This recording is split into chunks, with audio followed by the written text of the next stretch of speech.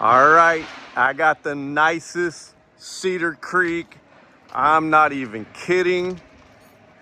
Whoever owned this trailer, woo, they did not use this bad boy. And the color scheme is beautiful. I'm talking beautiful. Look at this. Fireplace, residential fridge, 2 bedrooms, 2 ACs. Look at this nice island kitchen. Look, oh Lord, Terry. Look at this. Another upstairs loft.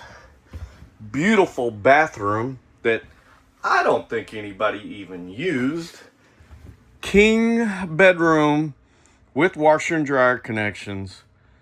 How beautiful.